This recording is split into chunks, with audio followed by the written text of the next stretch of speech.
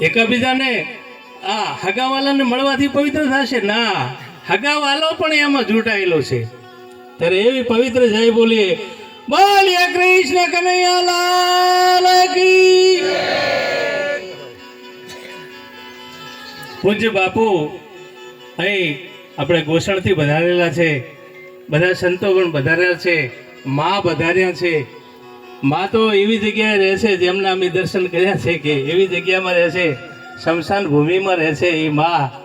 ત્યારે એમણે તો પોતાનું જીવન પહેલથી ન્યોછાવર કરી દીધું શમશાનમાં કે મારે આમે એક દિવસ તો અહીં આવવાનું છે, તો પહેલાં ના આવી જવું અહીં કને.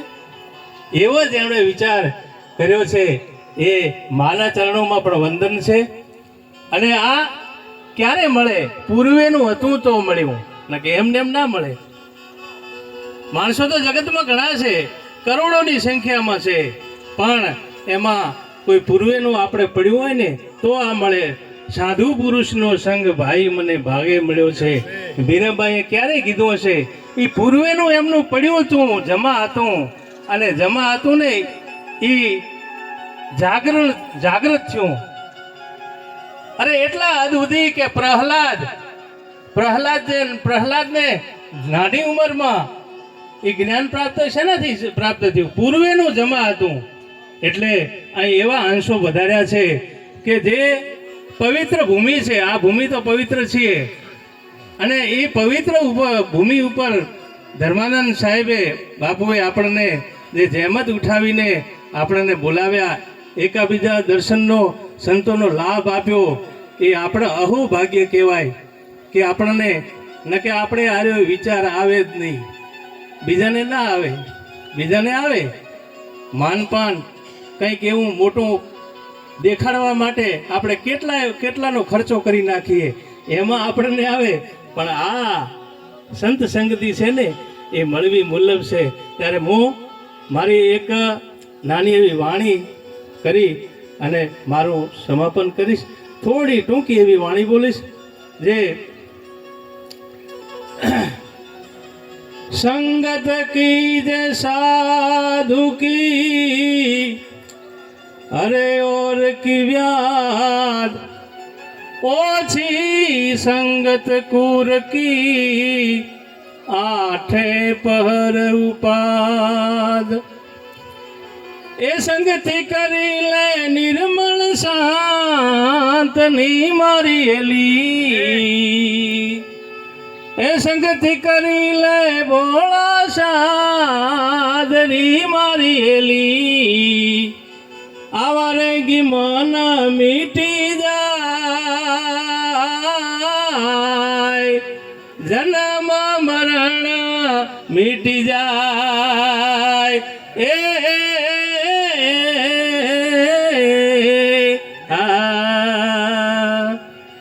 એ ચંદન યુગ્યો રે હરિયા બાગ મારી, ખુશી રે ભઈ રે બનરાય, ખુશી રે ભઈ બનરાય.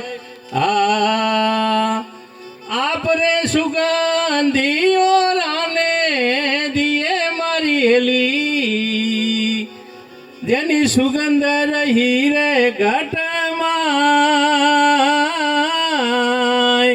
સુગંધ રહી ઘટમાં. એ પર્વત યુગ્યો રે એક બાંસડો મારી હેલી, ધ્રુજી રે રહી રે વનરાય, ધ્રુજી રે રહી વનરાય. ઓ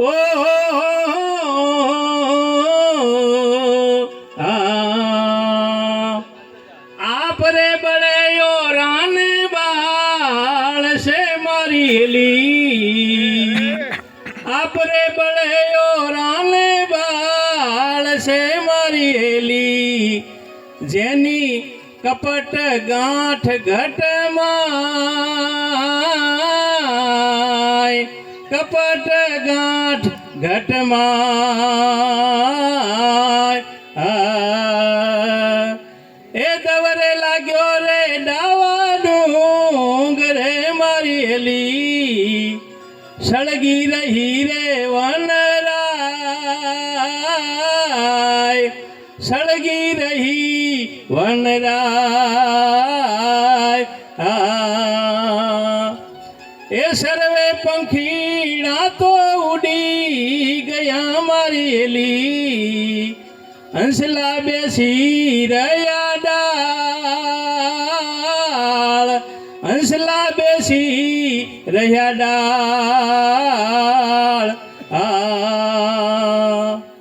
એ મેં તો જલા રે બીનું પાંખિયા મારી એલી ફેંક્યું જલે રે હંસરાય ફેંક્યું જલે હંસરાય એ ફળ રે કદાને પાન તોડિયા મારી એલી રમિયા ડાળો રે ડાળ રમિયા ડાળો રે ડાળ એ ચંદન પ્રેમ સાદેખિયો મારી એલી દૂધના વરસ્યા મેઘ દૂધના વરસ્યા મેઘ કેવે રે કબીર ધર્મીદાસ ગો મારી એલી નિત નિત નવલાને નિત નિત નવલાને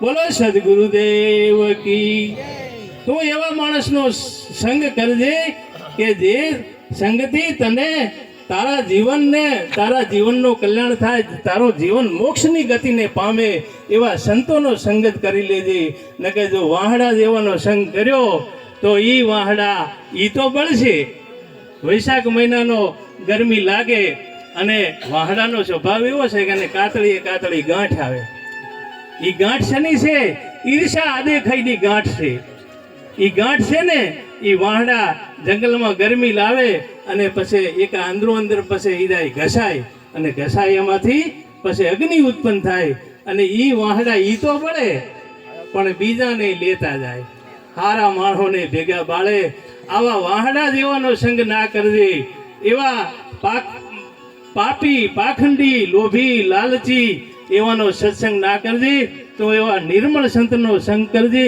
કે જેને કશું લેવું નથી એને પછી સંતનો સ્વભાવ શું છે ને સદાય આપવું ને આપવું એ એનો સ્વભાવ છે એટલે એવા માણસોને તું સત્સંગ કરજે એવા માણસોની સંગતિ કરીશ તો તારું કલ્યાણ થશે આ વાતો કબીર સાહેબ અને ધર્મદાસ વચ્ચેનો એક આ ધર્મદાસ સાહેબે આ વિનંતી કરી છે માટે બહુ આજે ધર્માનંદ સાહેબે બાપુએ બહુ આપણને ભેગા કરીને સત્સંગનો લાભ આપ્યો એ બદલ એમનો ખૂબ ખૂબ આભાર ગુરુદેવ નારાયણદાસ બાપુનો પણ ખૂબ ખૂબ આભાર બોલીએ સદગુરુદેવ કી જય થોડો 10 મિનિટ પછી આપણે પૂજન લીધી